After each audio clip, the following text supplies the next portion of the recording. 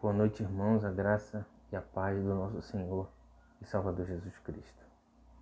Meu nome é Anderson, sou pastor, atualmente, mas apesar de atualmente não estar pastoreando, né? Estou congregando na primeira igreja batista de Coelho Neto e auxiliando ali no ministério do pastor Luiz Felipe, procurando contribuir ali naquele ministério. E graças a Deus por mais essa oportunidade de estar com os irmãos e a gente está podendo estar meditando na palavra de Deus. A minha oração é que o Senhor os use, tanto no falar quanto no ouvir, abrindo nossos ouvidos, abrindo nosso coração, nos tornando sensíveis à sua voz, não é? E para que, de alguma maneira, o Senhor efetue o crescimento e a edificação na vida dos irmãos. Acho esse tema muito pertinente, né? Comunhão, tendo em vista a situação da nossa comunhão hoje, né? É engraçado que naquela oração de João, capítulo 17, a chamada oração sacerdotal, Jesus ele ora pela comunhão dos cristãos, né? E não apenas daqueles cristãos ali que estavam ouvindo, que estavam ali naquele tempo com ele, mas ele ora também pela comunhão daqueles que iriam crer na pregação deles. Então, ele vai falar, olha, não olho não apenas por estes, mas rogo por aqueles que crerão em mim por meio da mensagem deles, para que todos sejam um, Pai, como tu estás em mim, eu neles, como tu estás em mim e eu em ti, que eles estejam em nós, para que o mundo creia que tu me enviaste. Então nota que a unidade a qual Cristo está orando, essa unidade orgânica da igreja, ela deve ser tão visível a ponto de se tornar um testemunho para o mundo sobre a divindade de Cristo. Ou seja, ela é espiritual, não é? Para que eles sejam um como nós somos um, eu neles, tu em mim. Então, uma comunhão espiritual no Pai e no Filho. E essa comunhão espiritual se externa para que o mundo creia, o mundo veja essa comunhão. Ou seja, por estarmos em Cristo, existe uma comunhão, um relacionamento de uma forma cordial, de uma forma livre, que seria o testemunho de que Cristo é quem ele diz ser. O Filho de Deus e o Salvador, o Redentor. Mas será que é isso que a gente vê hoje? Eu, quando olho para a comunhão da igreja, tenho pensado muito a respeito disso, até antes do irmão Fabiano me convidar. Tenho pensado muito nisso, porque se a gente olhar direitinho, a gente vê problemas de comunhão na igreja sério. Tanto interno, entre os membros da própria congregação, quanto entre denominações diferentes. Né? Existe internamente, a gente vê uma determinada dificuldade em lidar com opiniões diferentes até dentro da igreja. Né? Seja na liturgia de culto, né? Que às vezes, eu não gosto do culto desse jeito, eu quero um culto X ou Y ou Z. As pessoas querem aquele culto coach, aquele culto personalizado, da maneira como eu quero. Né? Se não for da maneira que eu quero, eu procuro outra igreja. Ou em uma pregação mais exortativa, né? Que exorta mais a santidade, que puxa mais. Não quero. Tudo tem que acontecer como eu quero, senão eu mudo de igreja. Se falar alguma coisa ou fazer alguma coisa que eu não gosto, eu vou e mudo de igreja. Se ficar discordando de mim, a pessoa fica logo com raiva, né? A pessoa fica logo irritada, considera aquela pessoa basicamente um inimigo, às vezes até vira a cara para a pessoa. E às vezes por divergências simples e superficiais, né? Aí o que acontece? A divergência doutrinária simples, entre aspas, simples, secundária, que não traz implicações. Mas aí já é o suficiente para haver um cisma, e aí o cara vai, abre sua igreja, e assim vai se dividir, ou seja, uma dificuldade de aceitar, uma dificuldade, isso é dificuldade de comunhão mesmo. E isso, por que isso se dá? Não, e entre denominações também. Entre denominações as pessoas não têm a maturidade necessária para saber distinguir aquilo que realmente pode ser diferenciado. Desculpa. Aquilo que pode ter uma opinião realmente diferente. Aquilo que não traz determinadas implicações. Por que isso tem sido? Por que isso tem acontecido? Em parte isso se acontece, e eu acredito que grande parte, é porque determinados conceitos mundanos eles têm afetado a mente da igreja. O conceito de amor que o mundo compreende é aquele conceito onde quem ama não proíbe, quem ama não contraria. Eu não vou contrariar meu filho, eu vou dar tudo o que ele quer. Um bom pai não disciplina. Ou seja, o filho, ele acoberta as besteiras do filho. Ou seja, o filho pode beber e atropelar as pessoas, o pai vai lá e compra o policial, compra o juiz, compra. Esse é o bom pai. Esse está amando. Esse é um amor de conveniência. Você só me ama à medida que concorda comigo e apoia as minhas decisões e não me exorta em nada. E isso é completamente às avessas do conceito de amor bíblico. Totalmente às avessas. E também tem uma confusão a respeito de opinião e respeito. Quer dizer, o qual entende que você, em parte já falei, que você não concorda comigo, está me desrespeitando. Ou seja, a minha opinião ser diferente da de alguém já é um motivo de desrespeito. Quer dizer, o crente chamam os crentes de homofóbico pelo fato de eles dizerem que o homossexualismo é pecado. Ora, isso é opinião, não desrespeito. Eu posso discordar de você e respeitar você. Eu só desrespeito você quando eu xingo você, quando eu maltrato você, quando eu discrimino você. Aí sim, eu estou sendo, nesse exemplo, homofóbico. Então, esse tipo de desejo, né, de ouvir aquelas palavras, ouvir só o que é agradável, tudo o que é conveniente, isso gera ou um conceito falso, uma comunhão falsa, né, onde existe falsidade, porque é impossível que alguém concorde com você o tempo todo o tempo, e diga tudo o que você quer ouvir. Em algum momento ele está sendo falso com você. Né? Ou atrapalhando a verdadeira comunhão da igreja. E qual é o direcionamento, a exortação bíblica? Não vos conformeis com esse mundo, mas transformai-vos pela renovação do vosso entendimento. Romanos 12, 2. Renovação do entendimento. Não tomem a forma, transforme-se pela renovação do vosso entendimento. E talvez esse é um aspecto que a gente deve se debruçar e analisar um pouco. E para isso, eu queria. Paulo lida com exatamente essa questão na igreja de Corinto.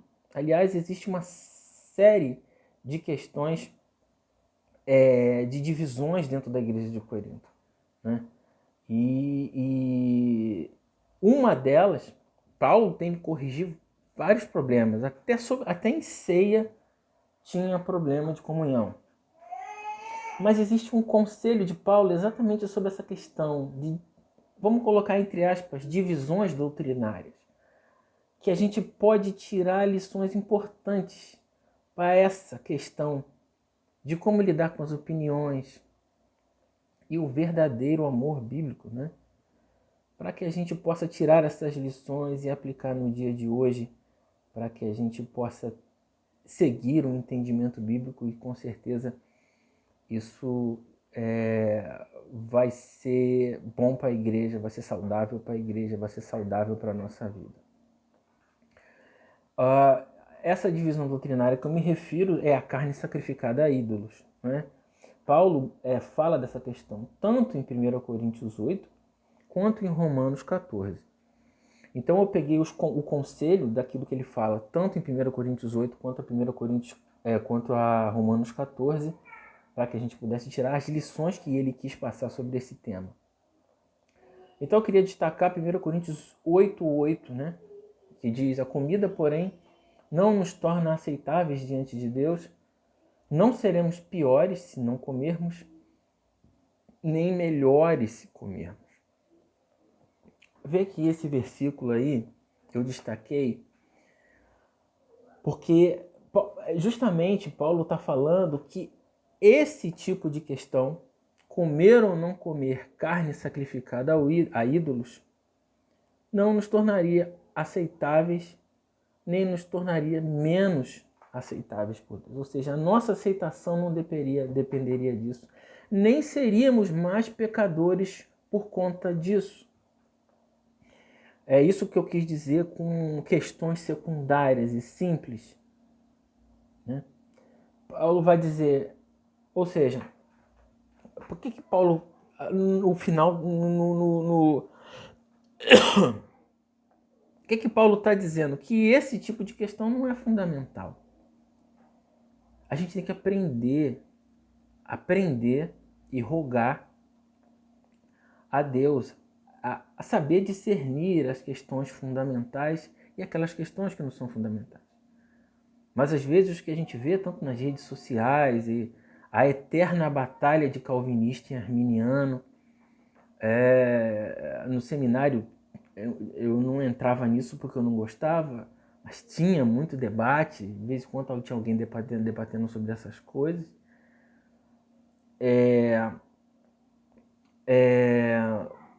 Mas o que Paulo aconselha o conselho de Paulo? Questões secundárias, fique naquilo que você crê. Porque vai tornar você muito mais prejuízo, discutir assuntos controvertidos, vai causar muito mais prejuízo do que benefício. Não vai trazer benefício nenhum. O cara não vai ser mais santo. Não é? Ele vai citar, né? Um crê que pode comer de tudo, o outro crê que não. Quem come não deve desprezar. Não, quem come de tudo não deve desprezar. E aquele que não come não deve condenar. Ou seja, o mais legalista, né? Ele vai ter a tendência de quê? De dizer e de condenar aquele que come. Condenar aquele que não está fazendo determinada prática, enfim. Ele vai ter a tendência de colocar a sua esperança na justiça própria. Isso é uma coisa muito perigosa. E aquele que come despreza. É o tolo. Sacrifício tolo. Tanto as duas coisas Paulo fala para que seja evitado. Para que não julgue essas coisas. Não condene o irmão. E aí Paulo vai falar, cada um esteja convicto em sua própria mente. Aquele que come, come para o Senhor. Aquele que não come, não come para o Senhor. Vamos deixar de julgar os outros. Ao invés disso, não sejamos pedra de tropeço. Aí ele cita algo que realmente deve ser importante, que é não ser pedra de tropeço. E Paulo vai dizer em 1 Coríntios 8:12, que se você peca contra seus irmãos dessa maneira, ferindo a consciência fraca deles, peca contra Cristo. Gente, é muito séria essa questão de ovelha de Cristo. É muito séria para Cristo. Até os menores. Ai daqueles que fizerem tropeçar os menores irmãos. É melhor que seja que se coloque uma pedra de moinho no pescoço e se lance no mar. É sério para Cristo isso. Aí Paulo vai dizer, promovam, ao invés disso, ao invés de ficar se desgastando com isso, esforcem-se em promover tudo que conduz à paz e edificação mútua. É claro que o ensino aqui não é que a gente seja omisso, deixa as coisas correr, cada um crê do jeito que quer e cada um fica na sua. Não é isso, sem exortar, sem combater o pecado. Não, não é isso. Paulo vai falar que um pouco de fermento leveda toda a massa, em Gálatas 5. Em Gálatas, na igreja da Galácia, Paulo lida com outro problema. A questão de que a igreja estava se voltando para práticas judaicas para poder buscar justificação. Aí ele combate. Na igreja de Corinto ele fala, não fica discutindo assunto controvertido, mantenham-se em paz, tenham todo o mesmo pensamento. Mas na igreja de Galácia o assunto era sério. Era grave. E ele diz, olha, se vocês colocarem sua esperança na lei para justificação, vocês vão cair da graça. Aí ele combate. Aí ele vai falar, olha, essas coisas, circuncisão e circuncisão, não tem efeito algum, mas a fé que atua pelo amor. Essas coisas externas, aquilo que nós fazemos, aquilo que o esforço, a nossa tentativa de procurar ser cada vez mais santo, é fruto do nosso novo nascimento. É fruto da justificação que temos em Cristo. Não é para sermos, não é para alcançarmos um determinado patamar onde seremos dignos de alguma coisa. Mas sim, o que vai nos tornar? O que vai ter efeito? A fé que atua pelo amor. Vê que é o amor que liga as coisas. O amor é que começa. A fé atua pelo amor.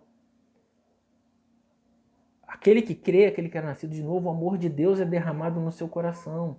Então ele pode, com esse amor de Deus, ele pode amar da maneira como Deus o amou. E o ensino de Paulo aos Efésios também, olha, seguindo a verdade em amor, cresçam em tudo naquele que é o cabeça, Cristo.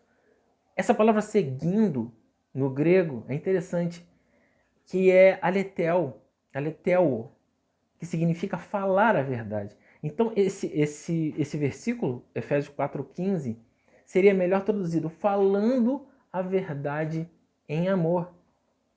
O ensino aqui, sobre o promover tudo que conduz à paz e manter o mesmo pensamento, não tem a ver com se manter omisso com relação à verdade, mas falar a verdade em amor. E isto, claro, é nas questões fundamentais, né? Sobre as questões fundamentais, a Bíblia tem outra orientação. Batalhar pela fé que foi entregue aos santos. Não é? Por quê? Porque isso retira alguém do erro. Isso sim edifica. Vai edificar. Vai trazer benefício. Tiago fala isso em Tiago 5, 19 e 20. Irmãos, se algum dentre vós tem se desviado da verdade e alguém o converter, saiba que aquele que fizer converter do erro do seu caminho um pecador, salvará da morte uma alma. Ou seja, isso sim vai contribuir. Nas questões fundamentais temos que batalhar pela fé. Nas questões fundamentais temos que ser ousados pelo poder do Espírito. Não somos enviados a fazer concessões. Né? Muitos dizem que, não, se a gente ceder um pouco, talvez o mundo ceda um pouco também, e algum bem pode vir nisso. Não, vamos tentar agradar o não.